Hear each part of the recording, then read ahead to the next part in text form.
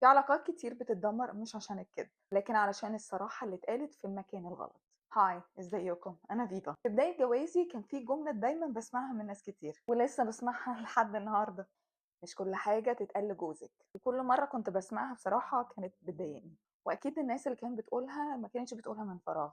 كانوا جايين من مساحة وجع، من تجربة هم عاشوها او موقف اتكسروا فيه، فبقوا خايفين غيرهم يعيشوا نفس الوجع. وعشان كده سألتكم السؤال ده في الفيديو اللي فات، لأني بجد كنت حابة أسمع رأيكم.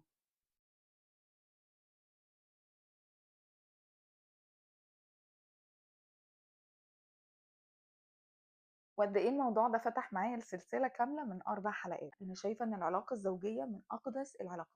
هي مش مجرد عقد بين طرفين، ولا مجرد شخصين عايشين بس في بيت واحد. دي علاقة المفروض يكون فيها سكن وأمان ورحمة، بس في نفس الوقت إحنا بشر، بنغلط وبنزعل، وساعات في الخناقات بنقول كلام بنندم بعدين إن إحنا قلناه. كلام ساعات بيطلع من الوجع مش من العقل. لكن هنا بيجي السؤال الحقيقي: إزاي نختلف من غير ما نعور بعض؟ زي وقت الغضب ما امسكش في أضعف نقطة عند شريك حياتي واكسره منها. أنا أخطر حاجة في العلاقة مش الخلاف، الخلاف ده طبيعي، لكن اللي مش طبيعي إننا نحول ضعف بعض كسلاح. أنا عايزة أقول لكم حاجة من قلبي: أنا لما باجي أحكي أسرار لجوزي مش بحكي له معلومات، أنا بتعرى نفسيا، بكون في أضعف حالاتي.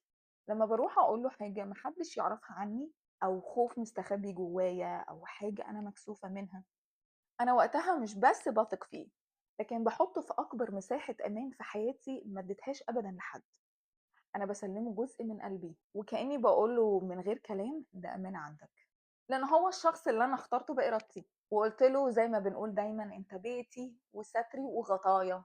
فطبيعي أكون عايزة أحكي له كل حاجة، الحاجات الكبيرة والتفاصيل الصغيرة، من غير خوف ومن غير كسوف، ومن غير ما أفكر يا ترى هيرجع يفتكرها لي في خناقة. لأن لو فضلت أفكر بالطريقة دي، هابتدي أتكلم أقل، وأشارك أقل، وهاخبي أكتر. مش لإني مش عايزة أشارك، لكن لإني بقيت خايفة. وكل ما ألاقي كلامي يستخدم ضدي أو كسلاح وقت الخلاف، هاقفل أكتر وهاخاف أكتر. ساعتها العلاقة هتتحول بهدوء من غير ما نحس، من أمان لمساحة حذر. والأخطر إننا ممكن من غير ما نلاحظ نخلي شريك حياتنا يحسب 1000 حساب قبل ما يفتح قلبه لينا.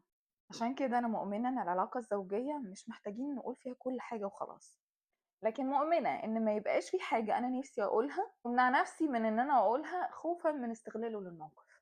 لأن أول ما الخوف يدخل مكان الأمان، العلاقة بتبتدي تتغير، حتى لو من بره شكلها طبيعي.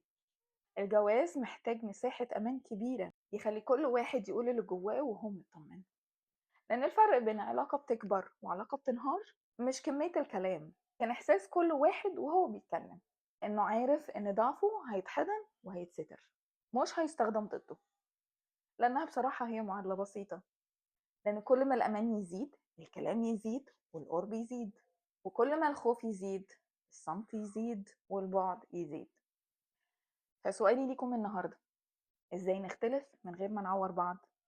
وإزاي نحافظ على الثقة ما بيننا حتى وإحنا زعلانين؟ اكتبوا لي رأيكم في التعليقات، لأن الحوار ده حقيقي يستحق إننا نتكلم فيه أكتر. أنا فيفا.